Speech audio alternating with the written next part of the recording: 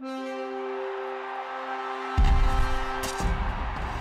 it looked like the Pittsburgh Steelers just sort of figured it out on defense during Week 2 in their win over the New York Jets, but for the New Orleans Saints, the same cannot be said.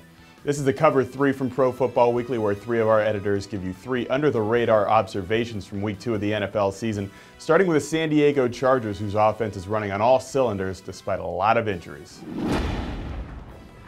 Running back Ryan Matthews still on the mend with a broken clavicle, and Antonio Gates showing up on the inactive list in Week 2 with a rib injury. It was fair to wonder if the Chargers offense was going to have a hard time getting out of the gate against the Titans. That obviously wasn't the case, as San Diego put 38 points on the board and accounted for 416 total yards of offense in the big win over Tennessee. Dante Rosario, Antonio Gates' replacement, accounted for 3 touchdowns, and Jackie Battle, the backup to Ryan Matthews, found the end zone twice while piling up 69 rushing yards on the ground. And while the players deserve a ton of credit, it also should be noted that A.J. Smith did a terrific job building the depth of his roster in the offseason.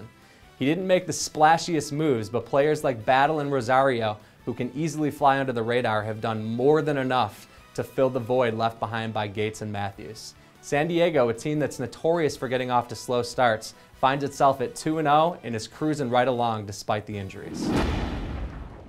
There's plenty of concern about the Saints' defense 2 games into the season, and rightfully so. It's ranked last in the league. But the problems for the Saints aren't just limited to that side of the ball. On offense, Drew Brees has just as many interceptions as he does touchdown passes. His quarterback rating of 71.6 looks a lot like his completion percentage over the past couple years. With Devery Henderson and Marcus Colston banged up, Darren Sproles has become Drew Brees' go-to guy. He leads the team with 18 catches, but Sproles, who led the team in rushing last season, currently is sitting at 0 carries. Things just don't seem right for the Saints offense. It's discombobulated, and heading into Week 3 against the Chiefs, don't just watch that Saints defense. Keep an eye to see if they can solve some of these issues on offense. When Mark Sanchez marched the Jets downfield 90 yards for their first touchdown on their first offensive drive, it's understandable that the Steelers fans would be pretty concerned, especially considering what happened last week to Pittsburgh in their loss to the Broncos. But then what we saw was vintage Pittsburgh Steelers. The defense, it was suffocating. Sanchez was 6 of 22 the rest of the way, and Gang Green could do nothing on the ground.